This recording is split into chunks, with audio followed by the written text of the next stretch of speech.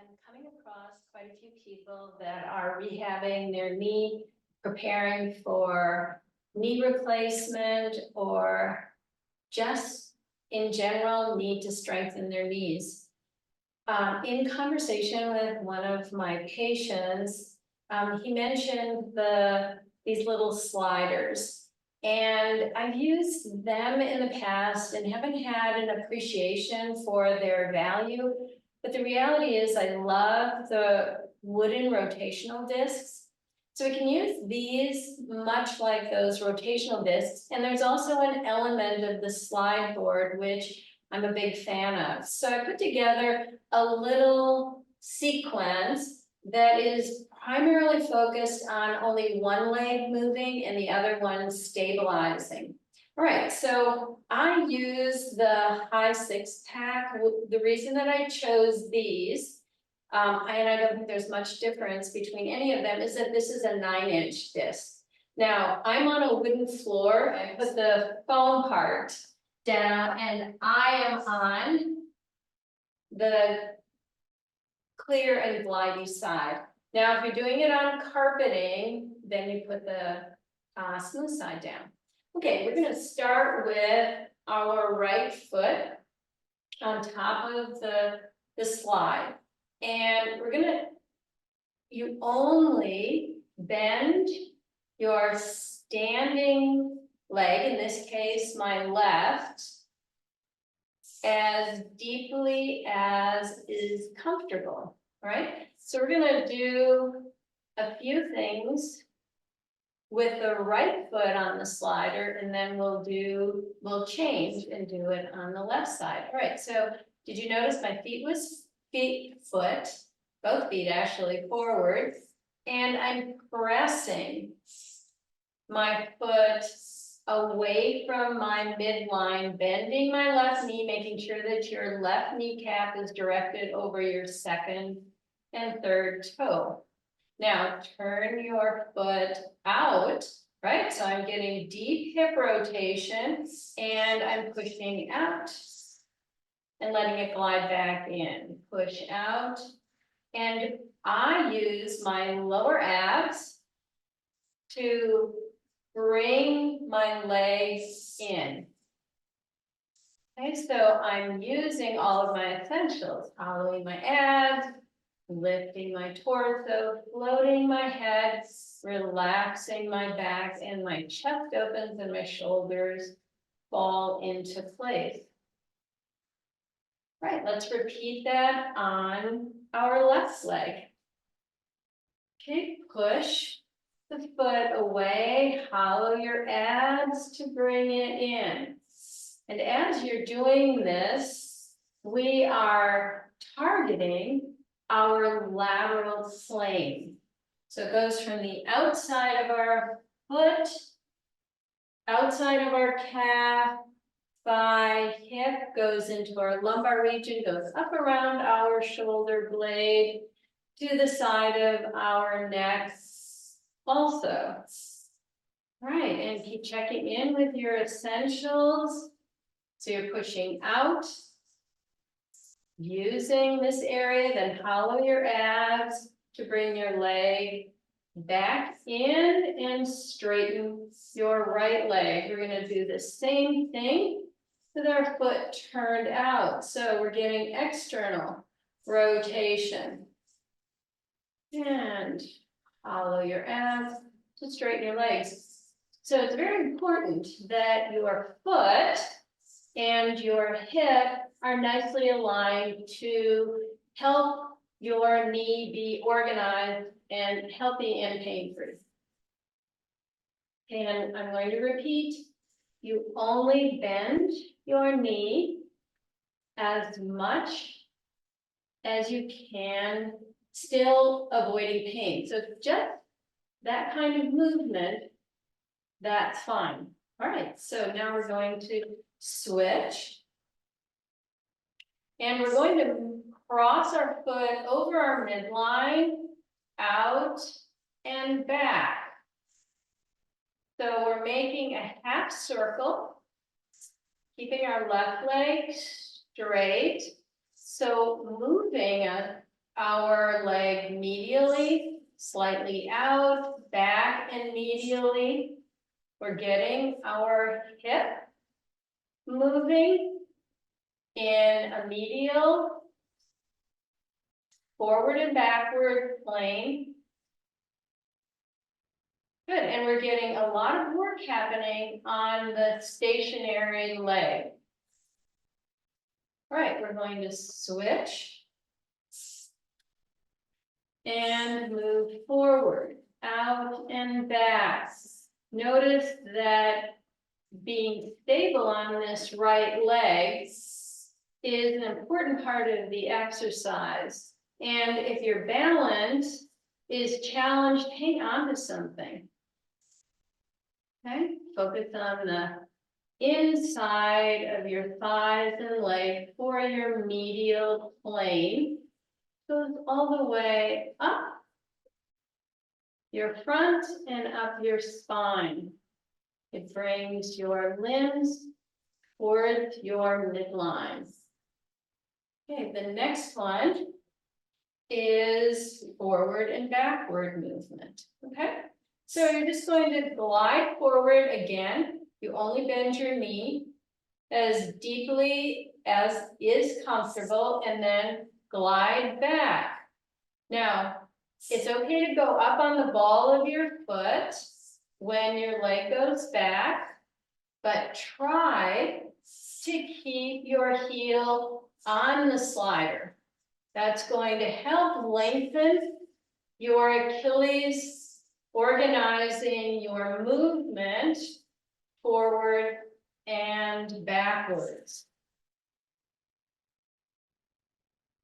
All right, now we're going to continue this, but we're going to turn our foot in and go forward and backward. So what you'll notice is that in Rev 6, we're very interested in organizing all of your planes of movement, of which there are 3. Forward, backward, side to side, and rotation.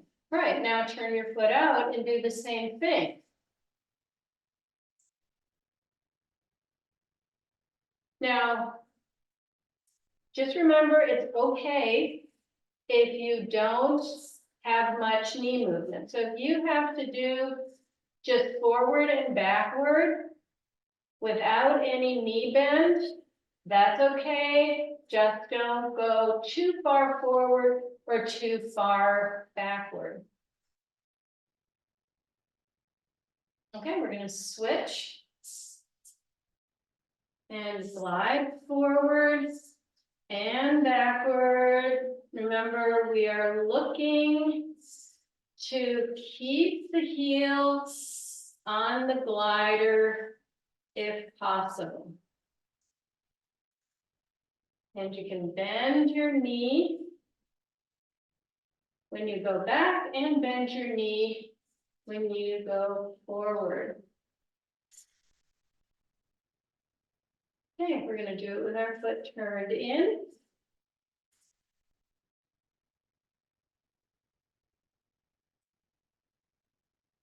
All right, keep checking in with your essentials. Now, turn your foot out. That's it.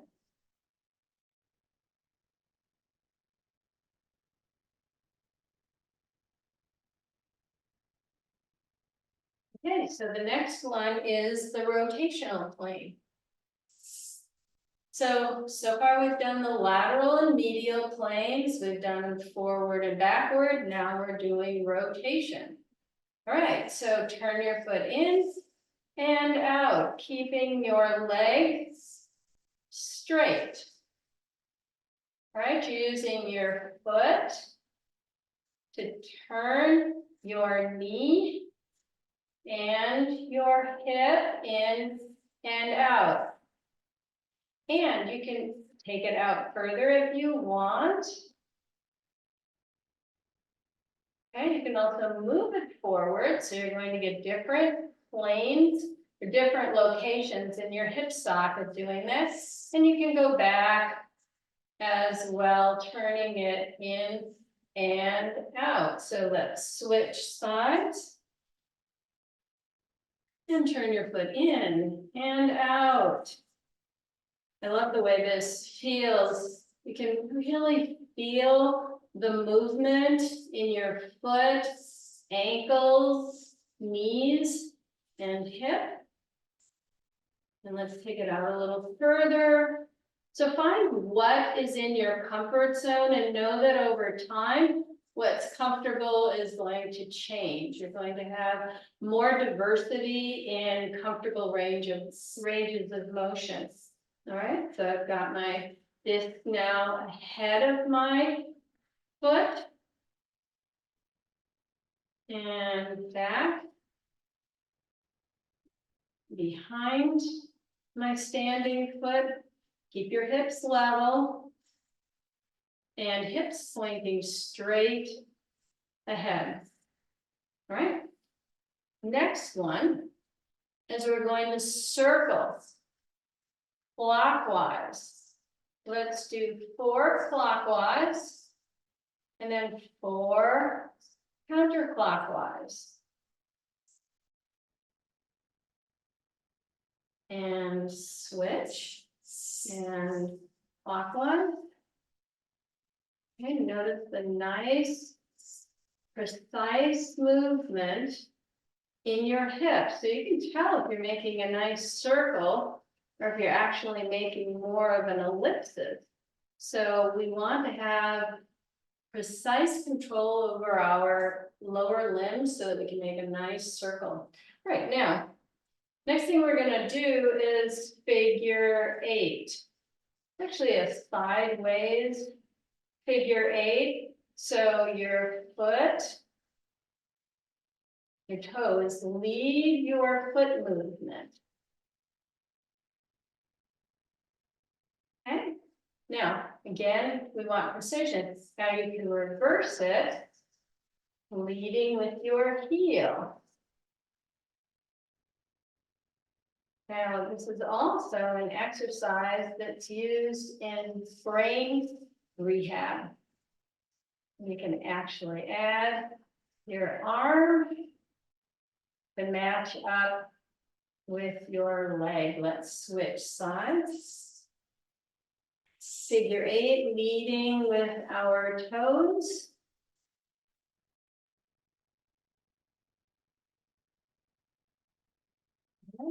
Good. And then figure 8, leading with our heels, and you can add your arm in either or both directions. Kind of like rubbing your stomach and patting your head at the same time. Now, the next one involves both discs, and only do this if you feel secure. Steady on your feet, but you can hang on to some things, right?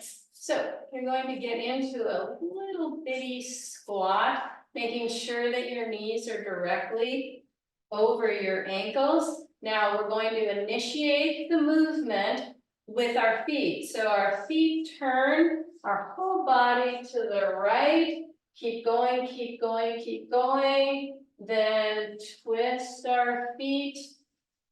Taking our whole body to the left. So we're using our feet to move everything above us.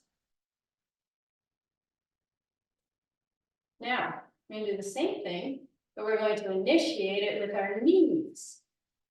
Now, in the beginning, some people can't feel where they initiate the movement from.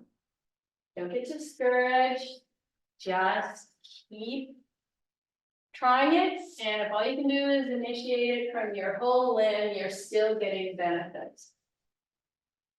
Right now, I'm initiating from my hips. And something you might observe is it being easier when you initiate it from one joint compared to any of the others. Just worth noting, and that will change. Notice that my whole foot stays on the discs. Right, and you can vary the distance that the discs are apart. So if you struggle, if you've got some hip problems, keep your knees straighter, discs are closer together. And if you really want to get into your hips, your pelvic floor, make your knees and feet and ankles work more, take the discs further apart. All right, that's it for now. Thanks for joining. And again, I have the high 6 pack, but whatever works for you. Thank you.